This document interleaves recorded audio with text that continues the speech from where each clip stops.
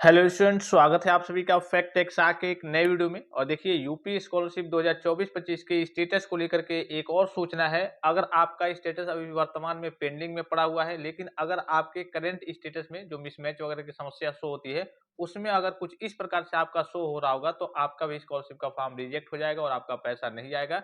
बहुत सारे बच्चों का अभी तक तो फॉर्म रिजेक्ट भी हो गया है इसी के चलते, और आपका अगर पेंडिंग में पड़ा हुआ है, रिजेक्ट नहीं हुआ है, तो आपका भी रिजेक्ट हो जाएगा। ठीक है, मैंने आपको बताया है कि 5 तारीख तक सभी स्टूडेंट्स का स्टेटस वगैरह वेरीफाइड होगा। देखिए, आपके लगातार स्टेटस वगैरह वेरीफाइड हो रहे हैं। यहाँ पे आपको दिख रहा होगा verified recommended by district scholarship committee 1/3/2025 के डेट में, यानी कि 1 मार्च 2025 के डेट में आपका जो स्टेटस वेरीफाइड होने वाला है, अर्थात अपडेट होने वाला है। कह सकते अपडेट होकर के वेरीफाइड होगा या फिर रिजेक्ट होगा, दोनों स्थिति क्रिएट हो सकती है।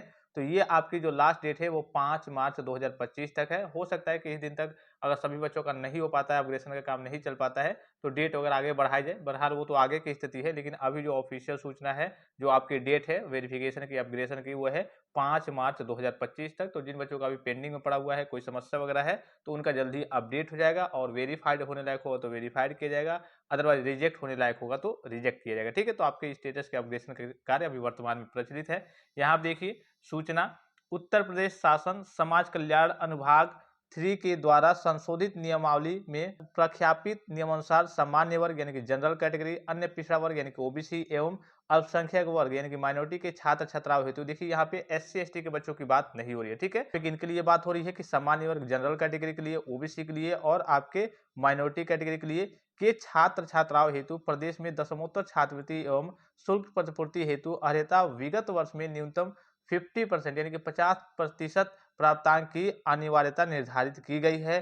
फिर देखिए यहाँ पे उक्त के क्रम में सूच्य है कि जिन छात्र छात्राओं, यहाँ देखिए उक्त के क्रम में सूच्य है कि जिन छात्र छात्राओं के स्टेटस पर pass, promoted, number less than 33% applicant where institution marks is same as student एवं करंट स्टेटस में rejected by district scholarship committee प्रदर्शित हो रहा है, उन छात्र छात्राओं के विगत वर्ष में जो प्राप्तांक है वो 50% से कम है एवं निर्धारित नियमानुसार दशमोत्तर छात्रवृत्ति एवं शुल्क प्रतिपूर्ति हेतु अर्ह नहीं। यानी कहने का सीधा मतलब है कि अगर आपका प्रीवियस ईयर में 50% से कम रिजल्ट बना है, 50% से कम मार्क्स आए हैं, तो इस केस में आप स्कॉलरशिप के लिए एलिजिबल नहीं रहेंगे।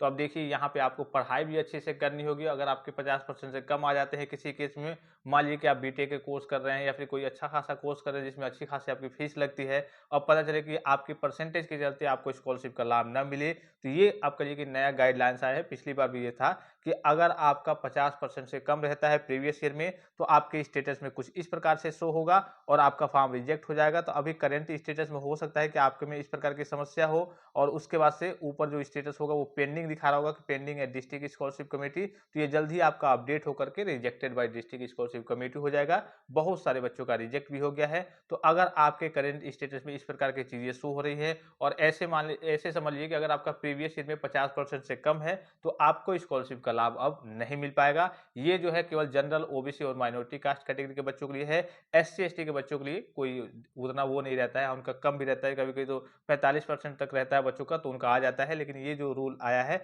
ये केवल जनरल, ओबीसी और माइनॉरिटी कास्ट कैटेगरी के बच्चों के लिए है। और यहाँ पे देखिए नोडल ऑफिसर छात्रवृत्ति लखनऊ विश्वविद्यालय, लखनऊ यूनिवर्सिटी से अपडेट जारी की गई है। तो आई होप कि ये वीडियो आपको काफी ज्यादा हेल्पफुल और इन्फॉर्मेटिव लगा होगा। और किसी प्रकार का संदेह हो, कोई जानकारी चाहिए, तो आप कमेंट बॉक्स में कमेंट करके पूछ सकते हैं। फिलहाल इस वीडियो में इतना ही, इजाजत दीजिए। धन्यवाद, थैंक्स फॉर वॉचिंग। मिलते हैं नेक्स्ट वीडियो में।